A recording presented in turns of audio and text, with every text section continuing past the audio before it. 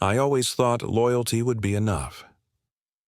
12 years of late-night flights, last-minute client meetings, missed birthdays, and anniversaries, all traded for the promise that hard work would be rewarded, that relationships mattered, that building trust was the foundation of something lasting.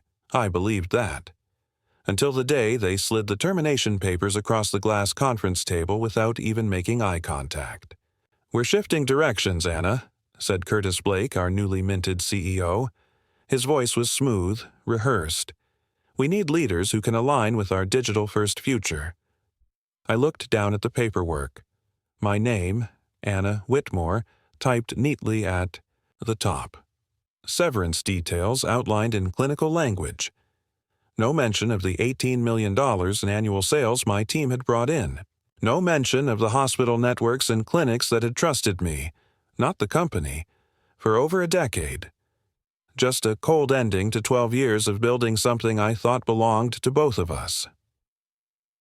The room was quiet, the kind of heavy silence you get when everyone knows something is wrong but no one dares to speak it aloud. Outside the window, the Toronto skyline gleamed under a late fall sun, cold and sharp against the glass. I smiled politely, a reflex after years in client negotiations, and slid the papers back toward Curtis without signing. "I'll need to review this with my lawyer," I said evenly. He nodded, relieved there wouldn't be a scene. Maybe he thought I'd beg. Maybe he thought I'd cry. He didn't understand me at all. I stood, gathering the slim leather portfolio I always carried, and walked out without another word. Past the receptionist who avoided my eyes, past the glass-walled offices where younger hires, the so-called digital disruptors, sat hunched over their screens, oblivious.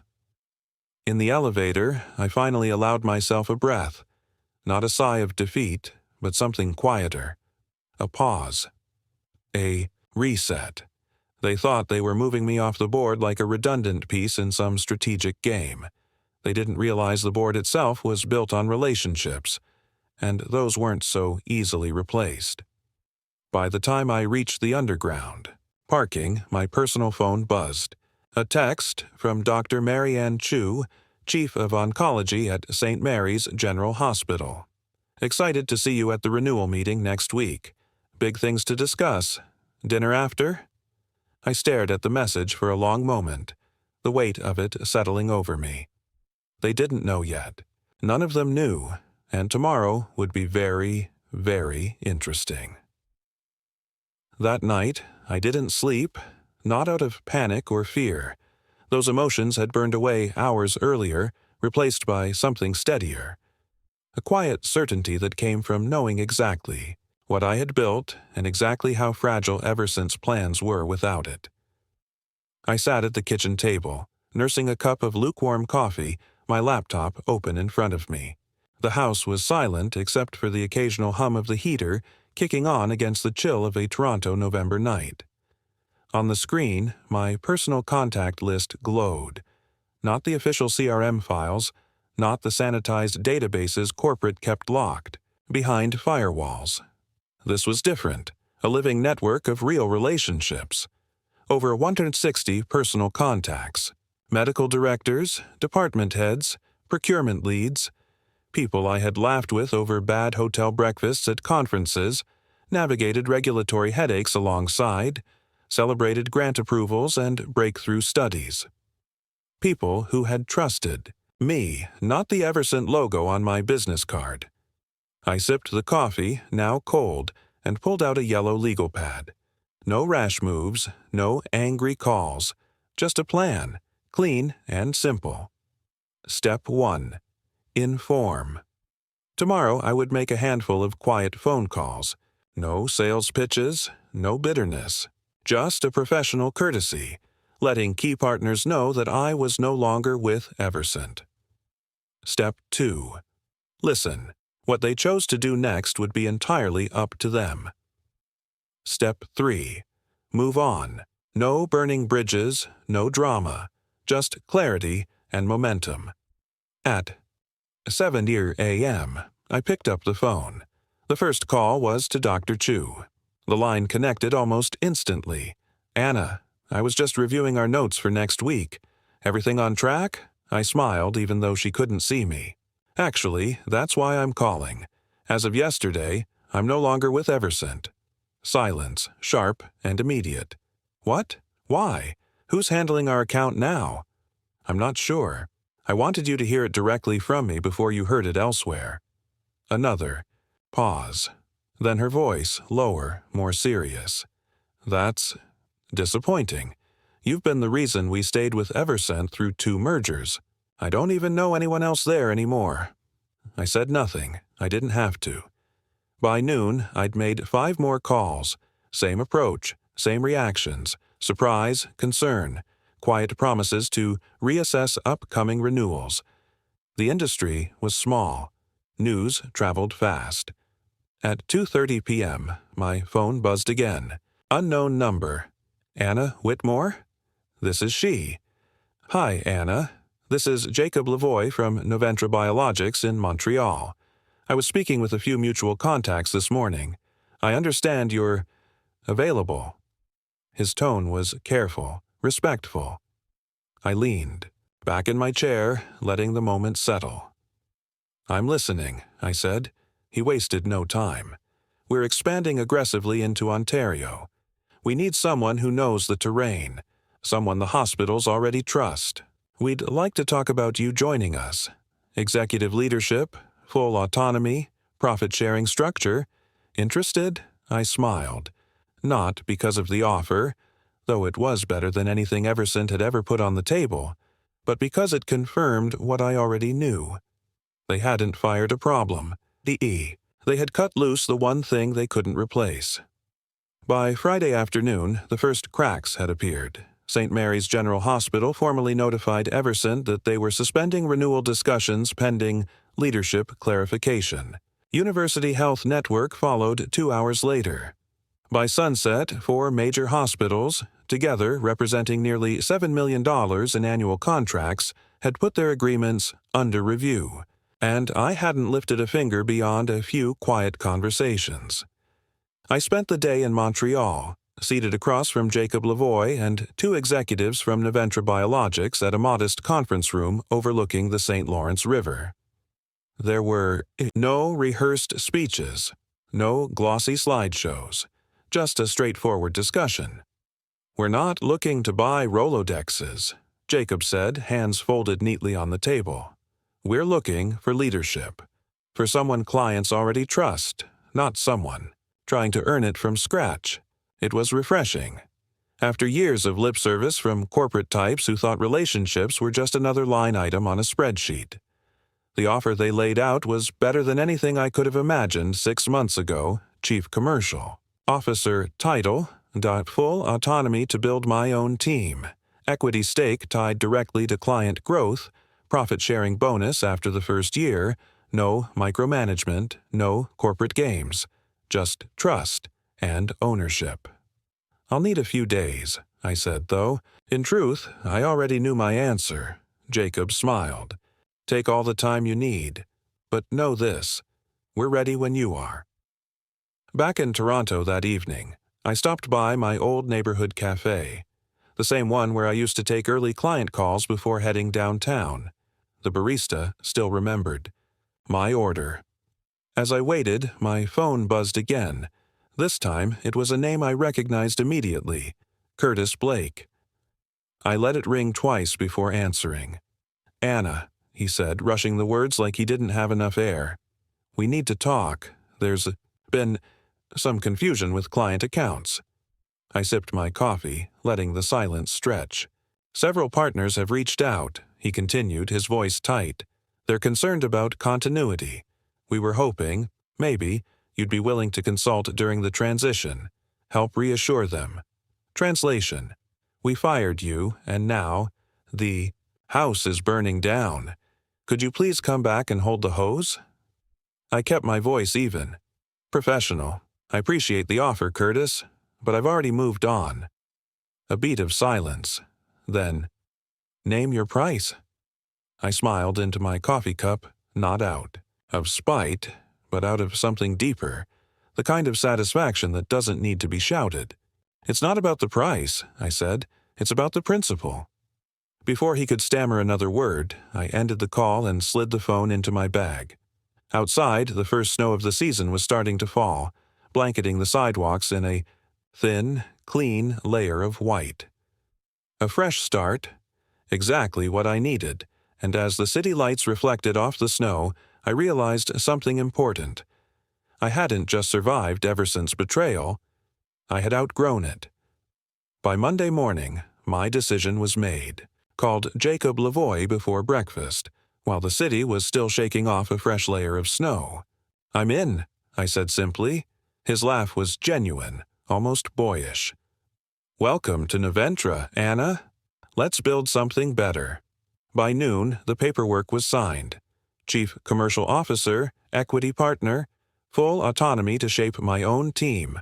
No endless approval chains. No politics. Just the freedom to build, and to protect what I built. It felt right. Not safe. Not comfortable. Right. Meanwhile, across town at Everson's downtown office, the unraveling continued. Word had spread quickly across the hospital networks and clinical groups. Anna Whitmore had left, and Everson had no one ready to take her place. The damage deepened by the hour. By midweek, 5 major hospitals sent formal notices of contract termination. 2 provincial health agencies suspended all pending negotiations. Everson's stock price, already fragile post-IPO, dropped another 9%. They tried to stop the bleeding. Curtis Blake issued a press release filled with hollow reassurances about strategic realignments and investment in digital client engagement, but the industry wasn't fooled. In healthcare, trust isn't built in quarterly reports, it's built across hospital. Listened to frustrations about Everson's new representatives who didn't know anyone's name. Listened to complaints about delayed responses and canned emails. Listened as long-standing partners asked quietly, "Where are you landing?" Because that's where we want to be. By the end of the week, Noventra had received 6 letters of intent from some of the most prestigious hospitals and research networks in Ontario. Jacob was almost giddy when he called late Friday. "You weren't kidding," he said. "They're not following a brand. They're following you." I didn't correct him. It wasn't about ego. It was about understanding something Everson had forgotten. People invest in people. That Friday evening, sitting in my new temporary office at Noventra's headquarters in Montreal, I allowed myself a rare indulgence, a small glass of wine. A long look out over the frozen river, and a quiet acknowledgement. This wasn't revenge. This was reclamation, reclaiming my value, reclaiming my time, reclaiming the future they had so carelessly tried to erase. And the best part, I was just getting started. The invitation came 2 weeks later, the Ontario Healthcare Innovation Summit, the largest industry conference of the year, was assembling its annual panel on building trust in a changing healthcare landscape. One of the organizers, a longtime client, reached out personally. "We'd love to have you speak, Anna. Your perspective would be timely." I smiled at the understatement. Everson's collapse was now public knowledge. News outlets reported on contract losses, executive resignations, a sharp stock decline that wiped out nearly 1/3 of their post-IPO value. Curtis Blake had vanished from press appearances. New leadership was re-evaluating strategic priorities. The irony wasn't lost on anyone. I accepted the panel invitation without hesitation. Not for revenge. Not to settle scores, but because I understood something fundamental. When you've been silenced, the most powerful response is to stand up and speak, clearly, calmly, without bitterness. The morning of the summit, Toronto was blanketed in a heavy mist, the kind that makes the CN Tower disappear into the clouds and turns the city into a quiet, muted place. It suited my mood perfectly. At the convention center, the energy was frenetic. Vendors setting up booths, executives huddling over coffee, panelists rehearsing notes. I didn't rehearse. I didn't need to.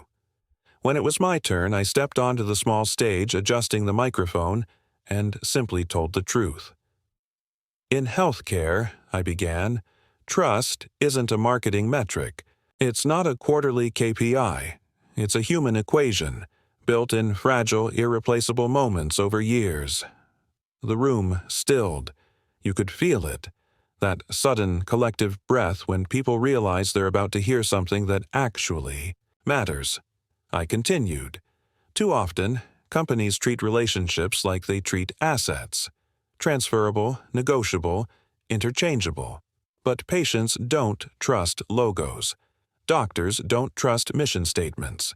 They trust people. And when you forget that, when you replace human connection with automated checklists and generic emails, you don't just lose revenue.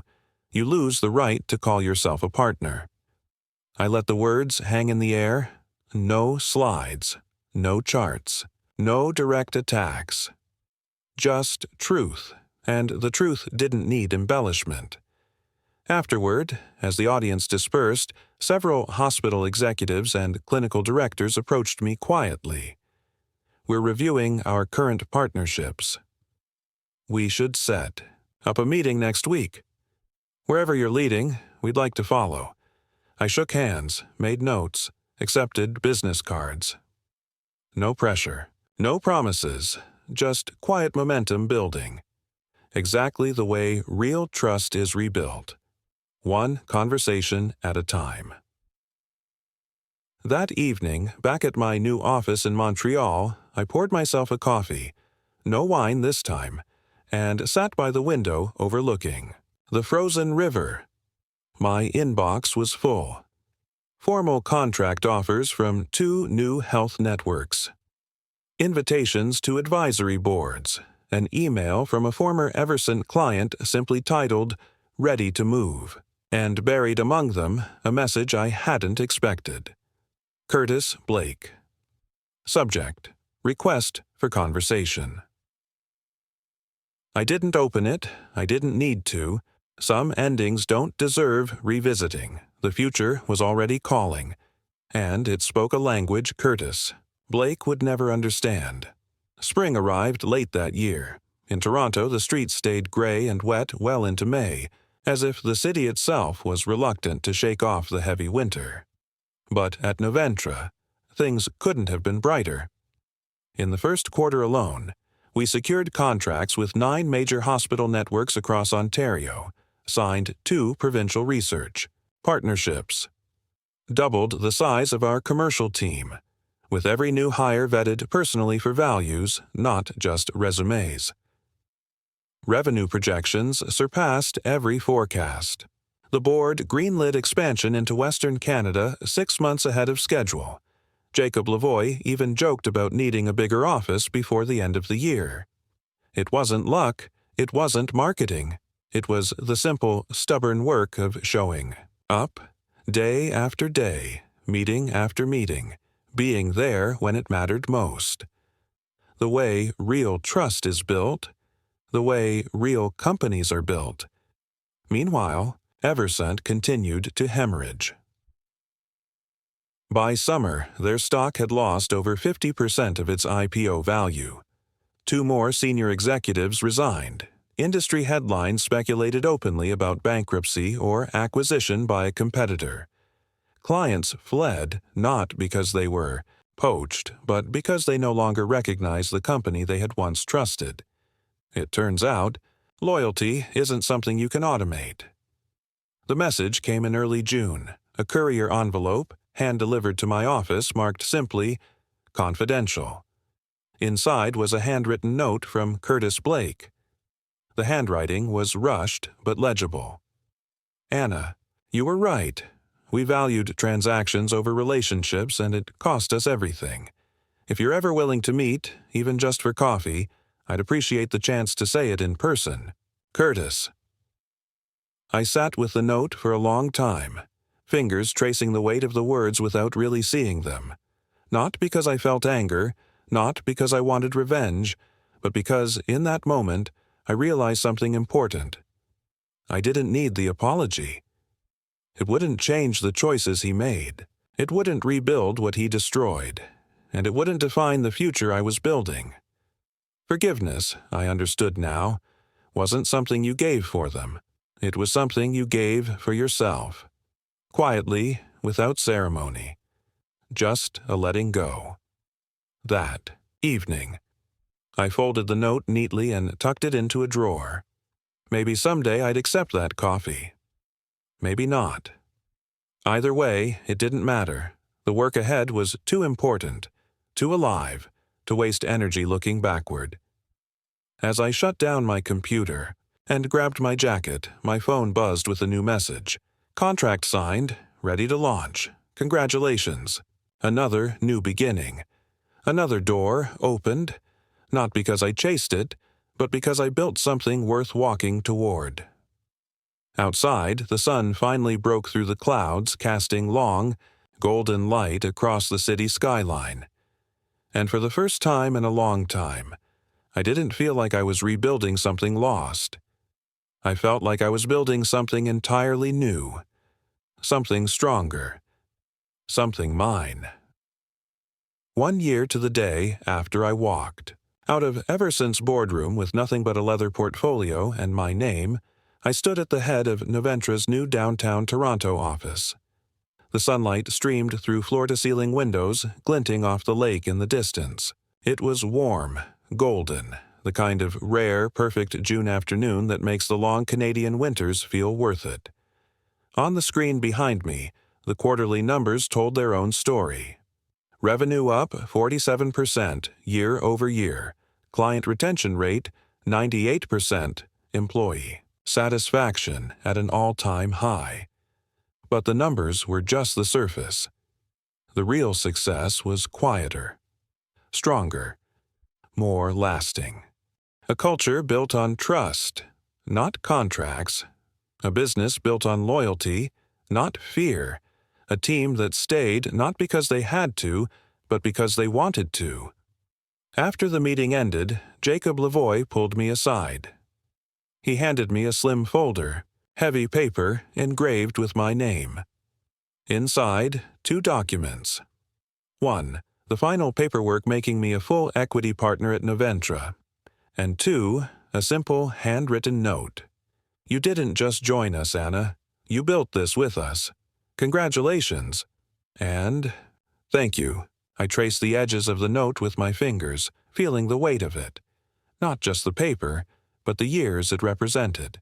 The risks, the heartbreaks, the nights staring at the ceiling wondering if I had made the right choice. And now, this. Not validation from someone else. Validation I had built with my own 2 hands. Later that evening, sitting in my quiet apartment overlooking the city, I allowed myself a rare indulgence. Opening the drawer where I had tucked Curtis Blake's apology note. I unfolded it carefully, rereading the rushed, regretful words.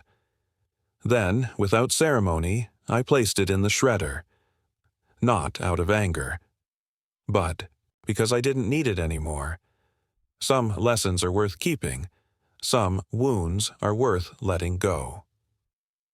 The next morning, I pinned a new frame to the wall above my desk.